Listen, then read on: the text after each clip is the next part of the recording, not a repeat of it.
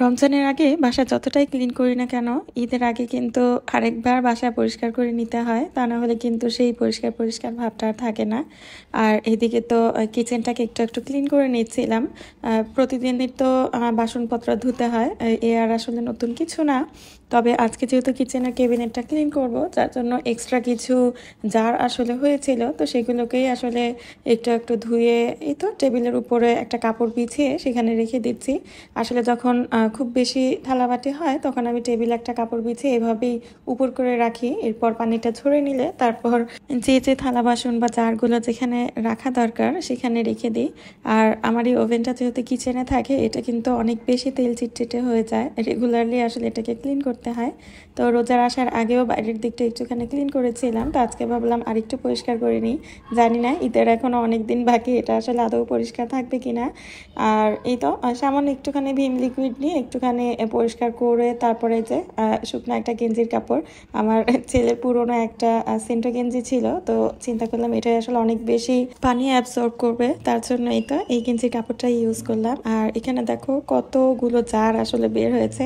আমি না আসলে স্পাইসেসের যে জারগুলো হয় না, এগুলো রেগুলারলি আসলে দুটো একটা করে যখন রিফিল করি ক্লিন করে ফেলি। তারপরেও কিছু কিছু মশলা থাকে না যেগুলো আসলে শেষ হয় না, তো সবগুলো জার আজকে খালি করে নিয়েছি। তো এগুলোকে জাস্ট একটু সার্ফ এক্সেল দিয়ে হালকা গরম পানি দিয়ে ক্লিন করে নিয়েছি। আসলে এই জারগুলো না হালকা গরম পানির সাহায্যে ক্লিন করলে অনেক সহজে আসলে তেল চিটচিটে ভাবটা দূর হয়ে যায়। অনেকেরই ধারণা আসলে যে কিচেন ক্যাবিনেট করলে ড্রয়ারের ভিতরে বা ক্যাবিনেটের ভিতরে খুব বেশি তেল চিটচিটে ভাব হয় না, এটা একদমই ভুল। আমার কিচেনটাও কিন্তু পুরোপুরিভাবে ক্যাবিনেট করা, তারপরে ড্রয়ারের পর দেখি কিছুদিন পর পর এত নোংরা হয়, এত মেজাজটা খারাপ হয়। তখন আসলে মাঝে মাঝে মনে হয় আসলে ঘর দোয়ার একবার ক্লিন করলে যদি বছরের পর বছর পার হয়ে যেত তাহলে কতই না মজা হতো, তাই না? মশলার জারগুলোর সাথে সাথে এই ক্যাবিনেটের ভিতরে ড্রয়ারগুলো আসলে একটু একটু পরিষ্কার করে নিয়েছিলাম।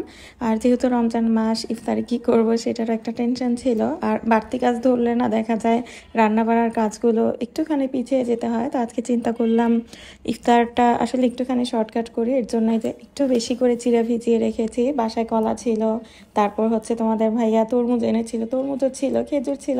তো চিন্তা করলাম এই সব কিছু মিলিয়ে আজকে চিড়া দিয়ে খাবো। আর বাচ্চারা যেহেতু বললে যে ওরা বার্গার খাবে, তো আমিও চিন্তা করলাম ওরা যেহেতু রোজা রেখেছে ওদেরকে বার্গার আনিয়ে দিই। ওরা বার্গার খাবে আর এরপর হচ্ছে অল্প অল্প করে চিড়া খাবে।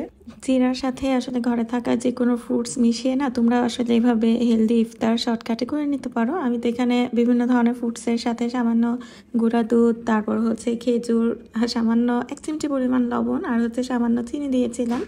যেহেতু ইফতারের সময় না আসলে খুব বেশি মিষ্টি খাবার আমার কাছে ভালো লাগে না। আজকের ইফতারের ফাঁকিবাজি মেনু আর এই যে কিচেন ক্লিনিংয়ের টুকিটাকি ভিডিও তোমাদের সাথে আজ শেয়ার করলাম। আর ভিডিওটি তোমাদের কাছে কেমন লেগেছে অবশ্যই কমেন্টে জানিও। আল্লাহ হাফেজ।